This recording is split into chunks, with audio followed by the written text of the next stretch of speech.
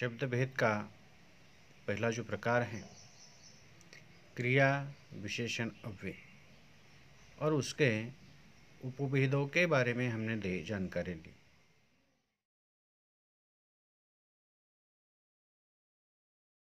समुच्चय बोधक अव्यय की परिभाषा सबसे पहले हम देखें। एक वाक्य को दूसरे वाक्य से, एक शब्द समूहों को दूसरे शब्द समूहों से या एक शब्द को दूसरे शब्द से जोड़ते हैं, उन्हें समुच्चय बोधक अव्यय कहते हैं। यहाँ पर जानकारी के लिए हमने कुछ उदाहरण लिए हैं। उस उदाहरण को देखकर हम समुच्चय बोधक अव्यय किसे कहते हैं इसके बारे में हम यहाँ पर जानकारी लेंगे। पहला उदाहरण है, रहमान ने गाय को मारा क्योंकि उसने दूध नहीं दिया था। अब इस वाक्य में देखो कि रहमान ने गाय को मारा, एक वाक्य वहाँ पर है, रहमान ने गाय को मारा, और दूसरा एक वाक्य है, उसने दूध नहीं दिया था। दो अलग अलग प्रकार के से यहाँ पर दो वाक्य हैं। अपने आप में यहाँ पर परिपूर्ण है, परिपूर्ण अर्थ निकलता है कि रहमान ने गाय को मारा और उसने दूध नहीं दिया था। दो वाक्य हैं, रहमान ने गाय को मारा और दूसरा वाक्य है उसने दूध नहीं दिया। परिभाषा में हमने क्या देखा कि जो अव्यय कि एक वाक्य को दूसरे वाक्य से जोड़ते हैं। यहाँ पर दो वाक्य हैं, रहमान ने गाय को मारा और उसने दूध नहीं दिया था। तो यहाँ पर क्योंकि ये जो शब्द है, ये क्योंकि शब्द ये अव्यय है। कौन सा अव्यय है? समुच्चय बोधक। दो वाक्यों को जोड़ने का काम करते हैं, उसे समुच्चय बोधक अव्यय कहते हैं। यहाँ पर दो वाक्य को जोड़ने का काम क्योंकि इस अव्यय ने किया है। ये अधोरेखित शब्द जो हैं, ये अधोरेखित शब्द समुच्चय बोधक अव्यय हैं। दो वाक्य को यहाँ पर जोड़ने का काम किया। मित्र प्रतीक्षा कर रहे थे कि कब मेरी टांग टूटे।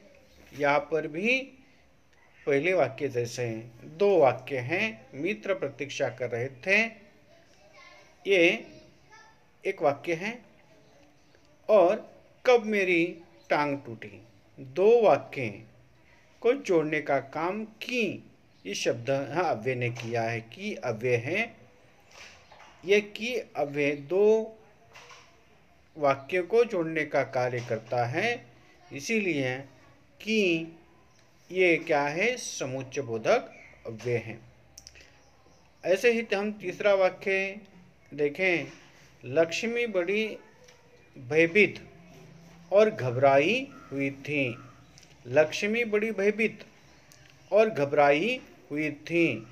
यहाँ पर लक्ष्मी बड़ी भयभीत और घबराई हुई थी। तो यहाँ पर कि शब्द समूह को यहाँ पर और ये जो शब्द है, ये और ये शब्द अव्यय है। ये अव्यय है, यहाँ पर दो शब्द समूह, दो वाक्यों को जोड़ने का काम यहाँ पर करता है, इसीलिए और ये शब्द क्या है? समुच्चय बोधक अव्यय है। सूरज निकला लेकिन प्रकाश घर में नहीं आया। दो वाक्यांशों को, दो शब्दांशों को, यहाँ पर दो शब्दों को जोड़ने वाले शब्द को हम क्या कहते हैं? समुच्चय बोधक अव्यय कहते हैं।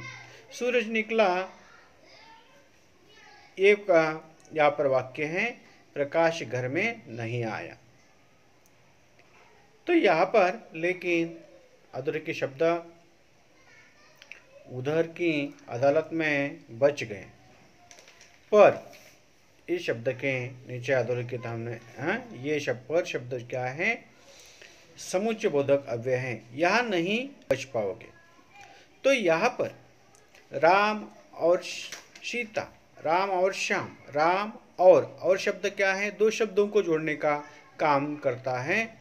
यहाँ पर एक बात ध्यान में रखना है कि दो शब्दों को या दो शब्दों, दो वाक्यों को, दो शब्दों को या दो वाक्यांशों को जोड़ने वाला जो शब्द है उसे क्या कहते हैं, समुच्चय बोधक अव्यय कहते हैं। जैसे दो शब्द कौन से, राम और श्याम, और शब्द क्या है यहाँ पर, राम और श्याम, और इस दोनों को जोड़ने का काम, और ये और क्या है, समुच्चय बोधक अव्यय है। और इसीलिए समुच्चय बोधक अव्यय के कुछ उदाहरण यहाँ पर आपके सामने हैं। तथा,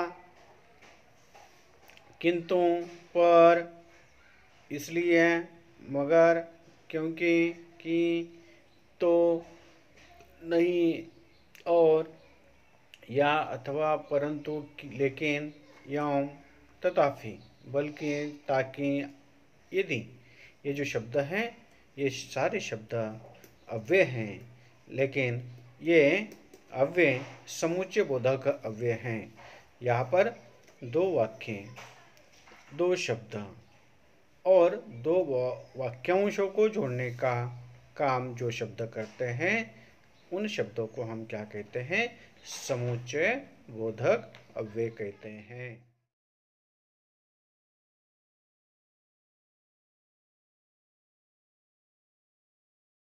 संबंध बोधक अव्यय, अविकारी शब्द का ये भेद, संबंध बोधक अव्यय। यहाँ पर सबसे पहले हम संबंध बोधक अव्यय किसे कहते हैं इसकी परिभाषा हम देखेंगे। जो अव्यय संज्ञा या सर्वनाम के बाद आकर उस संज्ञा या सर्वनाम का संबंध वाक्य के दूसरे शब्दों के साथ जोड़ते हैं उन्हें संबंध बोधक अव्यय कहते हैं। ये सारे शब्द अव्यय हैं। इन पर लिंग, वचन, काल, कारक के अनुसार कोई बदलाव नहीं आता।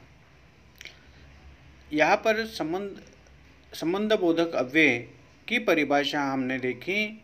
जो अव्यय संज्ञा या सर्वनाम के बाद आकर उस संज्ञा या सर्वनाम का संबंध वाक्य के दूसरे शब्दों के साथ जोड़ते हैं उन्हें संबंध बोधक अव्यय कहते हैं। तो यहाँ पर पहला वाक्य है, करामत गाय को लेकर गौशाला की ओर चल पड़ा। तो पहला वाक्य यहाँ पर संबंध बोधक अव्यय की परिभाषा में देखी कि संज्ञा या सर्वनाम के बाद आकर जो शब्द, जो अव्यय, यहाँ पर की ओर, ये और शब्द हैं। यहाँ पर करामत गाय को लेकर गौशाला, इस संज्ञा सर्वनाम का संबंध, ये संज्ञा सर्वनाम के बाद यहाँ पर शब्द आया है की ओर। ये ऐसे शब्द, ऐसे अव्यय जो संज्ञा सर्वनाम के बाद आकर की ओर शब्द, करामत गाय को लेकर गौशाला, ये शब्द जो हैं संज्ञा शब्द के बाद की ओर शब्द आया है। और चल पड़ा, ये संज्ञा या सर्वनाम का संबंध वाक्य के दूसरे शब्दों से चल पड़ा इस शब्द के साथ जोड़ते हैं। संज्ञा सर्वनाम के बाद आकर उस संज्ञा सर्वनाम का संबंध वाक्य के दूसरे शब्दों के साथ जोड़ते हैं। ऐसे शब्द जो हैं संबंध बोधक अव्यय कहते हैं। की ओर, मैं अपने परिवार के साथ इंदौर से गोवा पहुंचा। मैं सर्वनाम, यहाँ पर ऐसे शब्द के संज्ञा सर्वनाम के बाद आकर आते हैं और उस संज्ञा वाक्य में आए संज्ञा सर्वनाम का संबंध वाक्य के दूसरे शब्दों से जोड़ने का काम जो शब्द करते हैं उसे संबंध बोधक अव्यय कहते हैं। के साथ, यहाँ पर इंदौर से गोवा पहुँचे। मैं अपने परिवार के साथ इंदौर से गोवा पहुँचा। यहाँ पर सर्वनाम का शब्द मैं, सर्वनाम का यहाँ पर संबंध मैं सर्वनाम का संबंध, यहाँ पर इंदौर से गोवा इन शब्दों के साथ यहाँ पर जोड़ा गया है। संबंध की संज्ञा सर्वनाम शब्दों का संबंध वाक्य के दूसरे शब्दों से जोड़ने का काम जो शब्द करते हैं संबंध बोधक अव्यय कहते हैं। उमा ने शंकर की ओर देखा। उमा ने शंकर, यहाँ पर संज्ञा का संबंध देखा अन्य शब्दों से जोड़ा गया है। के और इस प्रकार से उसकी आंखों के सामने अंधेरा छा गया। उसकी, ये सर्वनाम है। आंखों के सामने अंधेरा छा गया, तो यहाँ पर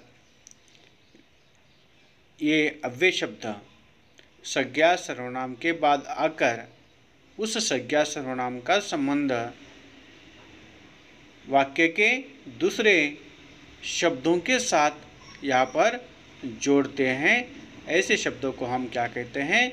संबंध बोधक अव्यय कहते हैं। सामने अंधेरा छा गया, तो अंधेरा इस शब्दों का संबंध यहाँ पर प्रस्तापित करते हैं।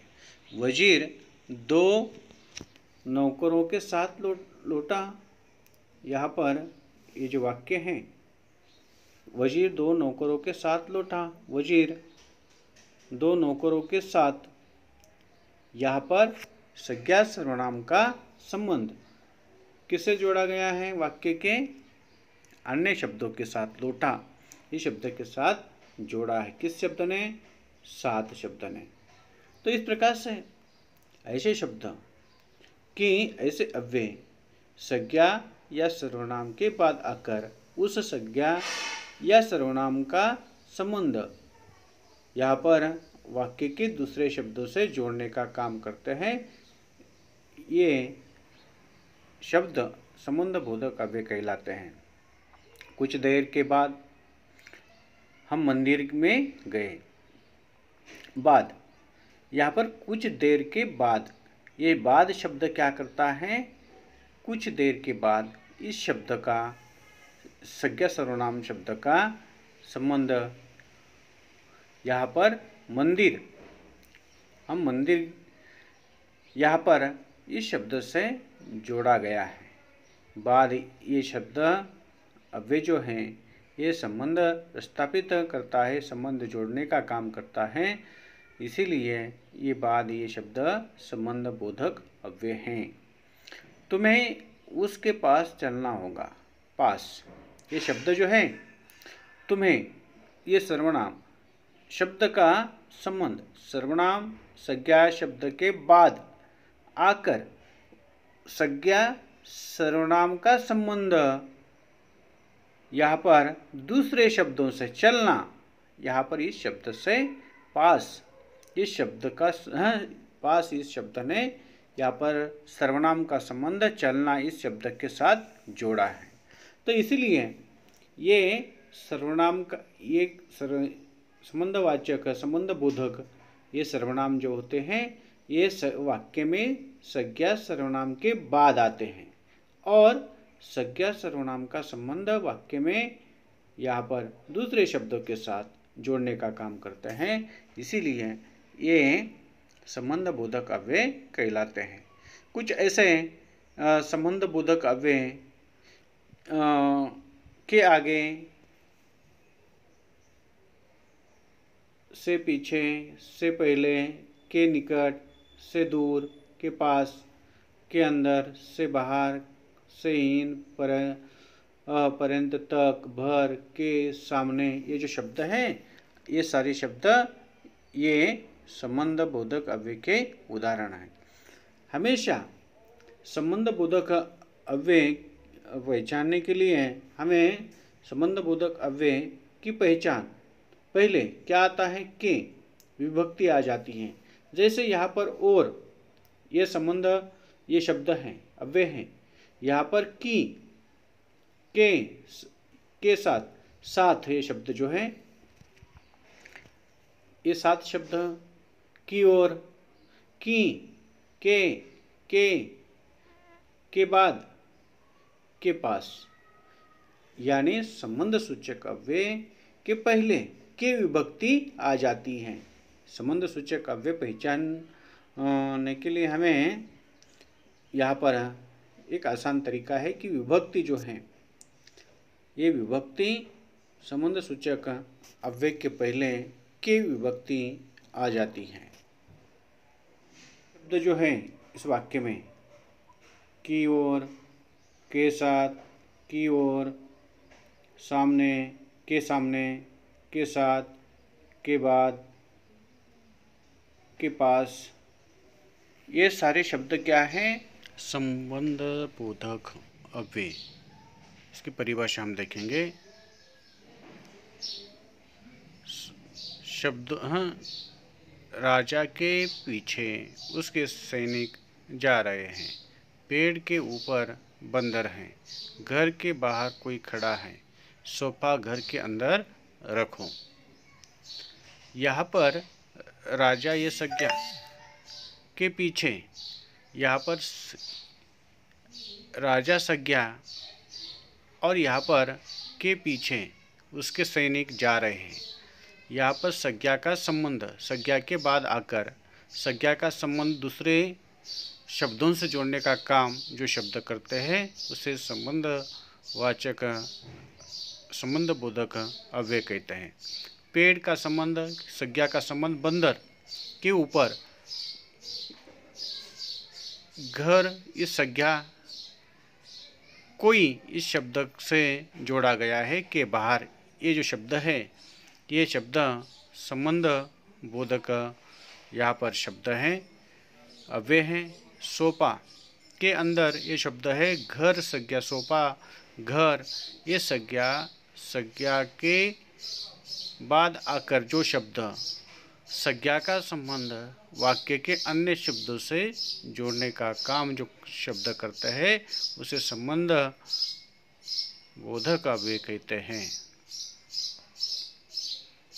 माया के पीछे सीखा बैठी है, यहाँ पर के पीछे ये जो शब्द है माया ये संज्ञा है और सीखा बैठी है, तो माया का संबंध सीखा से जोड़ने का काम के पीछे ये शब्द करता है। के शब्द विभा और शोभा भी अपेक्षा की अपेक्षा आभा समझदार है। तो यहाँ पर विभा और शोभा ये संज्ञा का के बाद की अपेक्षा ये शब्द आया है। ये के नीचे, के समान, के और के सिवा ये सारे शब्द जो है कहते हैं। इसकी परिभाषा हम अव्यय है संबंध सूचक अव्यय शब्द मानव के मन के भाव, सुख, दुख, नवल, भय, आश्चर्य आदि को सहज रूप से प्रकट करते हैं, उन्हें विस्मय आदि बोधक अव्यय कहते हैं। मन के भाव को प्रकट करने वाले शब्दों को हम विस्मय आदि बोधक अव्यय भी कहते हैं। तो यहाँ पर विस्मय आदि बोधक अव्यय के कुछ उदाहरण यहाँ पर मन के भाव हर्ष, शोक, यहाँ पर घृणा, तिरस्कार, भय, विस्मय, क्रोध, ये जो मन के भाव हैं उन मन के भावों को प्रकट करने वाले अव्यय को विस्मय आदि बोधक अव्यय कहते हैं।